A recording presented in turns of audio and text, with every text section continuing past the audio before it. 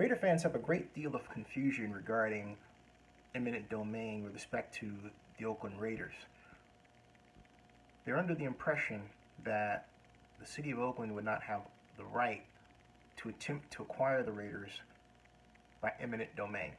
That opinion is completely 1000% false. In fact, all one has to do is read the outcome of the actual California Supreme Court case. In fact, I've got it right here at Justia U.S. Law, right there, okay? You can see the document. I'm going to read to you what it says, and this is City of Oakland versus Oakland Raiders, Supreme Court. So if you want to find that, it's going to be in the link to this video, but I digress. Some of you, when you read this, because I've talked to you, believe that the Supreme Court dismissed the Raiders case, the Oakland case against the Raiders, period, and therefore that eliminated the eminent domain action. With all due respect, you misread the case, okay? They did dismiss the City of Oakland's lawsuit at the Supreme Court level, but with a proviso. The court remanded the case. They dismissed it and remanded it. They dismissed the action request. In other words, the Supreme Court was not going to take that action. They say, look, we're not going to act on this. We're going to dismiss this case and we're going to send it back to the appellate court level. The City of Oakland has to prove the public use of the Raiders that allows it to qualify for eminent domain. The Supreme Court, in this accounting of the case, spends a great deal of time discussing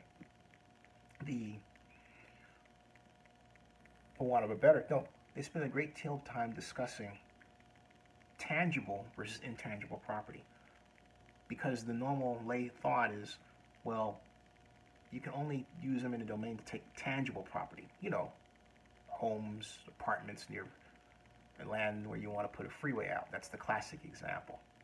Or housing that's to be raised to make room for roads, and so on.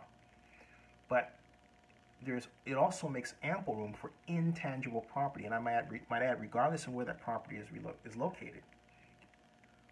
So after an extensive explanation of why tangible and intangible property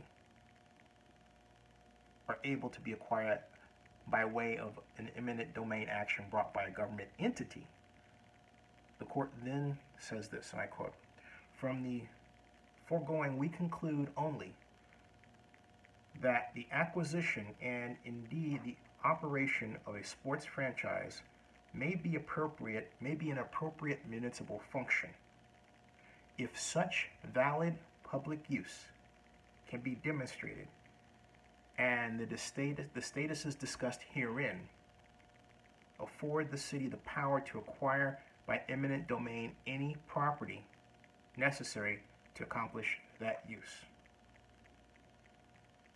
We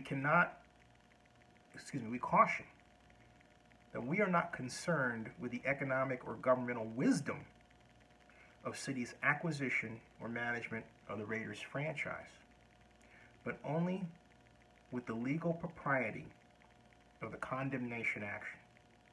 In this period of fiscal constraints, this is 1982, if the city fathers of Oakland, in their collective wisdom, elect to seek the ownership of a professional football franchise, are we to say to them nay?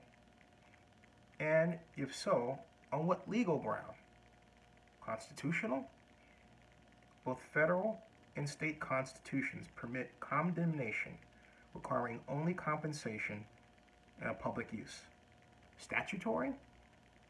The applicable statutes authorize the city to take any property, real or personal, to carry out appropriate municipal functions. Decisional? Courts have consistently expanded the eminent domain remedy, permitting property to be taken for recreational purposes. Respondents advance the additional argument, respondents are the Raiders, that even if it is proper for the city to own a sports franchise, it cannot condemn an established team. While some statutes do explicitly prohibit the acquisition of an ongoing enterprise, there is no provision in present law which would preclude the taking contemplated by city. The legislature knows how to be specific on the point. Government Code Section 37353 Subdivision C, for example, provides that while a municipality may condemn land for a golf course, an existing golf course may not be acquired by eminent domain. By necessary implication, this statute would seem to suggest that the legislature had recognized a municipality's broad eminent domain power to acquire an existing business unless expressly forbidden not to do so. Such power, of course, had been exercised under previous law. See Citizens Utilities versus Supreme Court.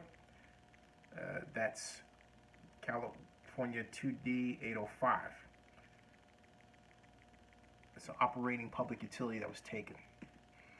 In the absence of some explicit prohibition, that power survives the adoption of the extensive legislative charges of 1975 in that case.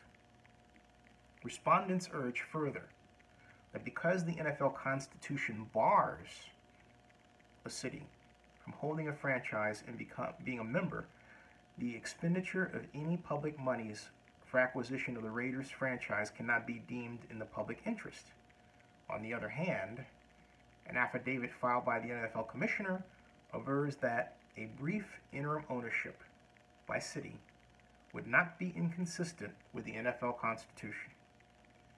We, of course, talking about the California Supreme Court, are not bound by such an interpretation. In other words, the NFL Constitution has no power over them. Assuming its validity, however, respondents answer that if the city contemplates the prompt transfer to private properties of the property interest which it seeks to condemn after such brief ownership, that transfer would vitiate any legitimate public use, which is a prerequisite to condemnation in the first place. See City of County of San Francisco versus Ross, that's 1955. In turn, city points to the statute, City of Oakland, which, as previously noted, expressly authorizes that to which respondents object. A person may acquire property under Subdivision A with the intent to sell, lease, exchange, or otherwise dispose of the property or an interest therein, provided such retransfer is made subject to reservations or restrictions as are necessary to protect or preserve the attractiveness, safety, and other usefulness of the project. And it goes on to cite cases. So as long as adequate controls are imposed upon any retransfer of the condemned property, there's no reason why the public purpose which justifies a taking may not be so served and protected. In other words, they can do it. In other words, they can take the Raiders and they flip it to another private entity. We envision that the adequacy of such controls can be only determined within the factual context of a specific retransfer agreement. So it goes on to discuss the Raiders' final contention, which is that because the city is statutory barred from condemning any property which is not in its territorial limits, the city cannot acquire the partnership rights involved here, which are not located in Oakland. But then the court provides a number of answers that counter this. And then they go on. So it's at the end of all of this, it says, our conclusion requiring a trial on the merits. And that's where I say that others who read this misread it. The Supreme Court was calling for a trial on the merits of the city's request to acquire the Raiders by eminent domain. It did not say it could not do so. Okay? So again, it says, our conclusion requiring a trial on the merits is reinforced by the long recognized and fundamental importance of the fact and circumstance of each case in determining whether a proposed use is a proper public use. And it gives a number of cases here, all right? City and the Raiders should be afforded a full opportunity before a trial court to present the facts and circumstances of their respective sides during a trial on the merits. That opportunity was, of course, foreclosed by the trial court's entry of summary judgment dismissing the action. In the petition for rehearing, the Raiders reassert its view that a professional football franchise is not a proper subject for eminent domain. And the Supreme Court says, we repeat what is necessarily implicit in our opinion. Quote,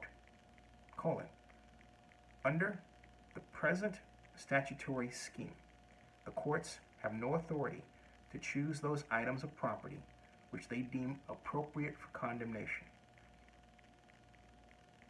And it goes on. And then it says, we reverse and remand the case to the trial court for further proceedings not inconsistent with this opinion. Moss J. Newman, Klaus J. and Ricerno concurred, and that was the Supreme Court decision. The California Supreme Court basically gave the City of Oakland the power to acquire the Raiders by eminent domain, provided it could identify the proper public use, and convince the trial court that was just. It was beaten by the Raiders. The City of Oakland was beaten by the Raiders, who claimed that the free flow of commerce would be interrupted in their pursuit to go to what the Raiders identified as and claimed was, at the time in Los Angeles, a better economy. The appellate court did not test that argument. The judge did not ask for a test. He was so enamored with that novel finding, that novel approach, that novel argument, he bought it hook, line, and sinker and allowed the Raiders to continue their move to Los Angeles. But again, the right to acquire by eminent domain was not eliminated. It is there and still exists to this day.